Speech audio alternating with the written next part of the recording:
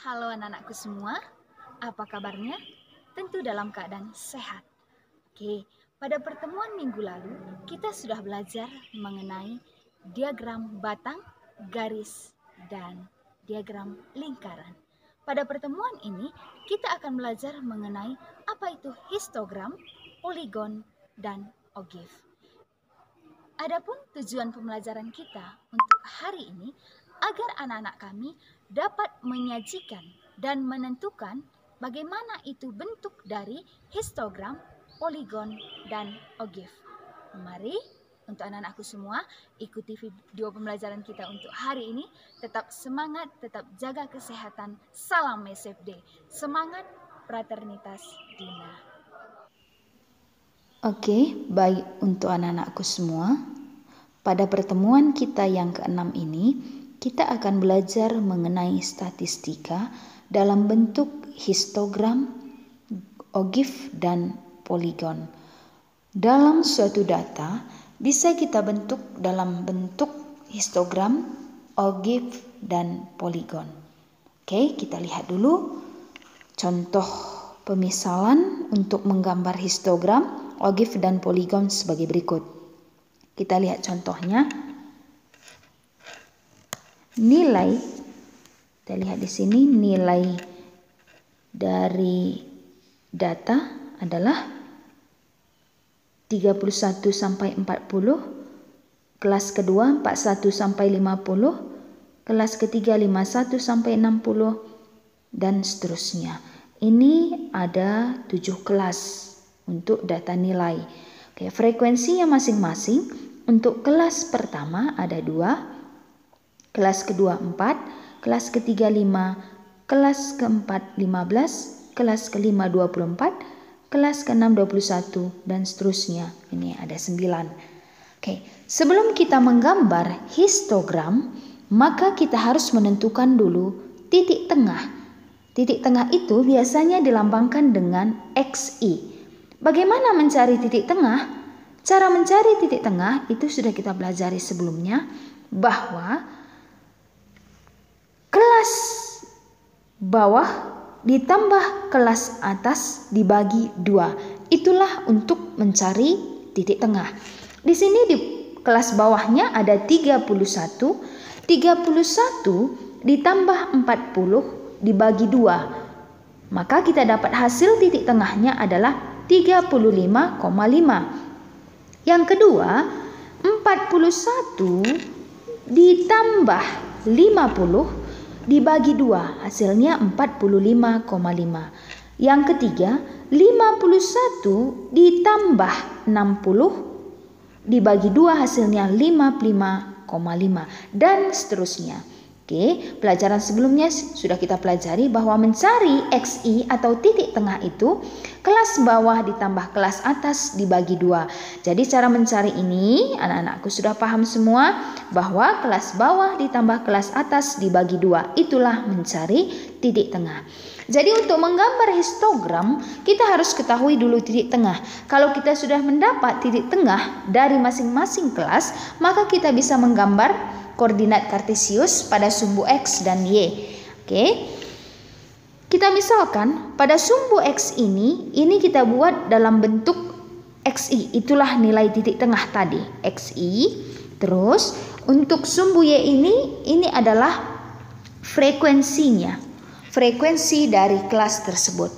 Jadi, cara menggambar histogramnya, yang pertama dulu kita harus membuat sumbu X itu dari titik tengah. Oke, di sini titik tengah kita 35,5. Kalau kita buat kelasnya untuk menggambar poligon nanti biar nggak sulit, kita harus ambil yang di bawah dari 35,5, kelas yang di bawahnya. Berarti kalau kita ambil kelas yang di bawahnya, kalau kita mencari XI-nya sudah pasti di sini ada 25,5. Ya, di bawah ini ada di sini 105,5. Jadi dari gambar bisa kita buat yang paling bawah atau yang paling awal dari sumbu X itu kita bisa membuat 25,5 biar tidak sulit kita dalam menggambar poligon nanti. Udah, di sini sumbu X kita buat 25,5, seterusnya 35,5, 45,5, 55,5, 65, sampai dengan 105,5. Itu adalah nilai dari sumbu X atau XI. Jadi untuk menggambar sumbu Y itu frekuensi. Yang paling kecil di sini frekuensinya adalah nilai 2. Oke. Sampai yang terbesar itu 24. Bisa kita misalkan di sini yang paling kecil tadi 2, berarti kita urutkan 2, 4, 5, 9, 15, 21 sampai yang tertinggi 24. Setelah kita membuat batasnya untuk sumbu X dan Y, maka kita bisa menggambar histogram dengan cara sebagai berikut. Pertama dulu, kita lihat di sini. Kalau dia 25,5, di sini kita belum tahu berapa frekuensinya. Udah pasti di sini kita mulai dari angka 0. Berarti di sini di sumbu X-nya Y, di sini ada sumbu X, Y 0. Maka di sini dari 0 ini bisa kita membuat di sini titik XI-nya, titik tengahnya 25,5. Maka kita membuat di sini 25,5 ini yang Ibu buat warna merah, inilah frekuensi 0 dengan XI 25,5. Oke, yang kedua di sini XI-nya 35,5, frekuensinya berapa? Di sini ada 2, maka kita sejajarkan ini adalah 35,5 dengan frekuensi 2. Ini dia gambarnya. Yang ketiga 45,5, ini frekuensinya ada 4, maka kita buat di sini 4. Ini dia dengan 5. Oke, ini dia. Untuk menggambar histogram ini yang seperti batang ini, inilah kita namakan dengan histogram. Menggambar histogram kita harus mengambil titik tengahnya, titik tengah dari XI. Ini udah pasti titik tengah. Nah, ini. Jadi kita ambil titik untuk menggambarnya, ini titik tengahnya. Oke, dari histogram. Oke, kita lanjut. 55,5 ini 5. Maka kita buat lagi seperti ini 5. Kita ambil titik tengahnya, dari sini kita gambar dengan diagram batang, seperti bentuk batang dia. Itu adalah histogram. Dan selanjutnya 65,5 ini 15. Ini kita lihat 15. Oke, kita buat titik tengahnya, kita gambar batasnya, ini ada di sini. Dan selanjutnya, jadi yang seperti batang ini, inilah yang kita namakan dengan histogram. Itu histogram. Oke, kalau kita sudah mendapat gambar dari histogram, maka dari sini juga kita bisa menentukan poligonnya, gambar dari poligon. Caranya, setiap titik-titik tengah yang kita gambarkan dalam histogram bisa kita hubungkan, itulah yang kita namakan dengan poligon. Jadi garis yang Ibu garis warna hijau, ini yang warna hijau, menghubungkan setiap titik, itulah yang dinamakan dengan poligon. Jadi untuk menentukan histogram dan poligon, ini kita harus menentukan dulu titik tengah. Setelah itu kita cari histogramnya. Dari titik tengah histogram tersebut kita bisa mencari itu nilai dari atau gambar dari poligon. Seperti inilah gambar histogram dan poligon. Bagaimana menggambar ogif? Cara menggambar ogif, kita harus nanti tentukan dulu ogif positif dan negatif. Ada 2 bentuk. Jadi yang pertama dulu kita akan menentukan ogif positif. Kita lihat di sini.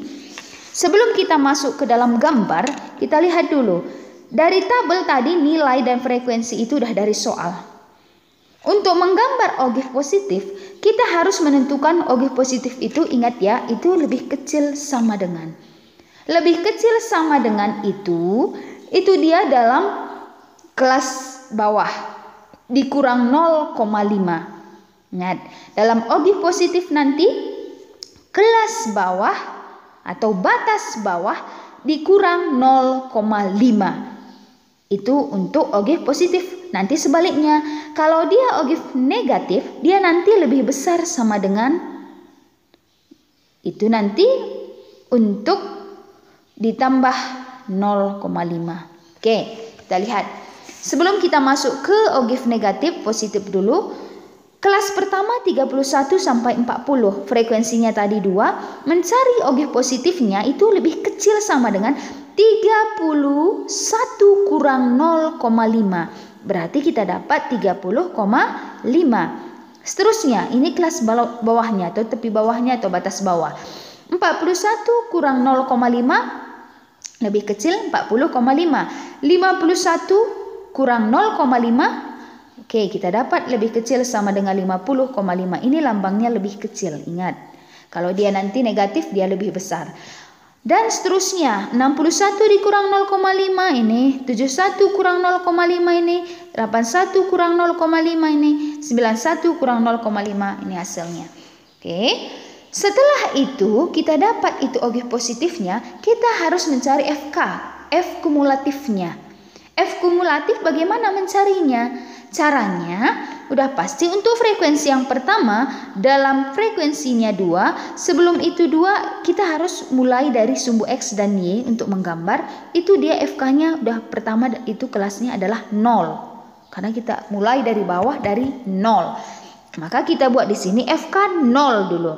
Setelah itu mencari kelas bawahnya, frekuensi kumulatif bawah, maka 0 ditambah 2. Maka kita dapat 2, ini hasilnya. Selanjutnya 2 ditambah 4, 6. 6 ditambah 5, 11. 11 ditambah 15, 26. 26 ditambah 24, 50. 50 tambah 21, 71. 71 ditambah 9 itu 80. Kita ambil dia sampai kelas atau objek positif dalam 105, karena kalau kita lanjut ini 91 sampai 100, maka di bawahnya ada 101 sampai 110, maka kita dapat nanti objeknya 105 agar tidak sulit dalam menggambar. Jadi ini nanti nilainya dalam frekuensi kumulatif ini yang terakhir adalah 80. Ini harus sama nanti dengan jumlah frekuensi.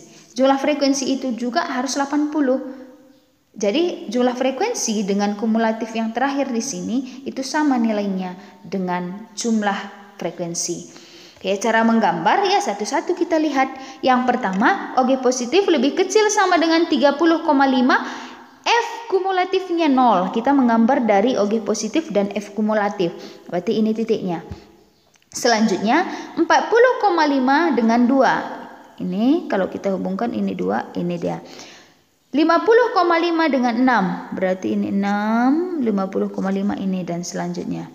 Terus 60,5 dengan 11. Di sini kita misalkan inilah dia sampai di sini. Terus 70,5 dengan 26. Berarti ini kita misalkan ini. 80,5 dengan 21, berarti 80,5 dengan 50, berarti ini dia. 90,5 dengan 71, maka ini gambarnya, kita misalkan di sini. Dan yang terakhir 105,5 dengan 80. Oke, kita hubungkan, ini dia. Terus untuk menggambar kita harus melihat titik. Dari yang pertama kita menggambar. Berarti objek positif itu dari sini kita gambar sampai dengan ke atas yang terakhir 105. Inilah yang kita namakan dengan objek positif. Oke, kita lanjut objek negatif kebalikannya. Coba kita lihat. Objek negatif sama seperti yang tadi, kurvanya tetap sama, hanya saja nanti arahnya berbeda. Oke, kalau dia objek positif itu dari bawah ke atas naik dia, kalau dia objek negatif turun dia, itu bedanya. Jadi bedanya di sini.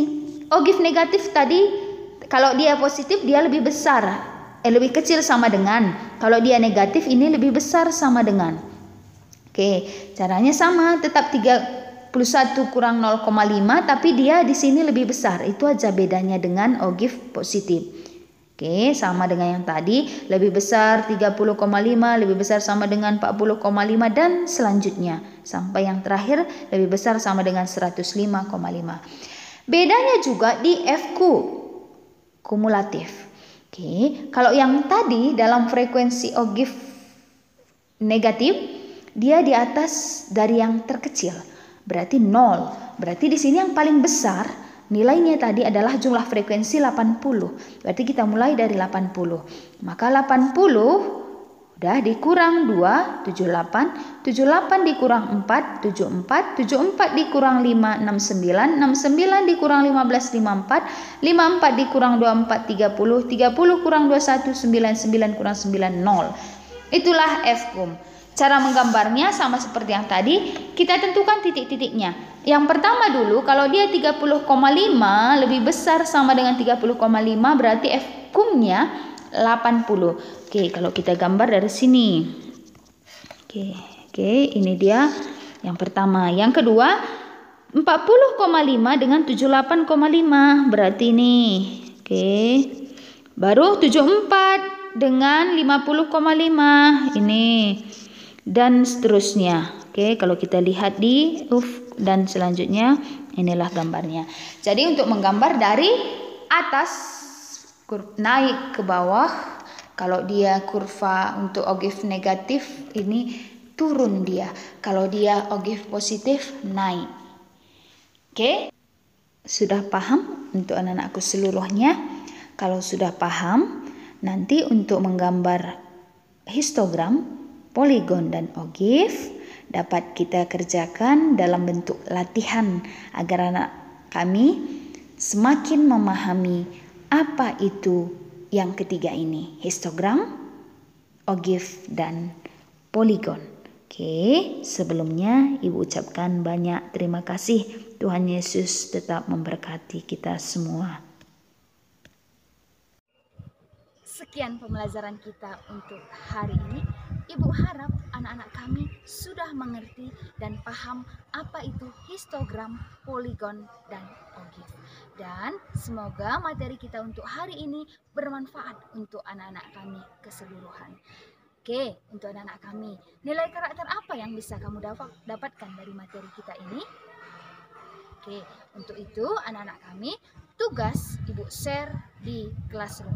Tetap jaga kesehatan, tetap semangat, salam SFD. Semangat fraternitas.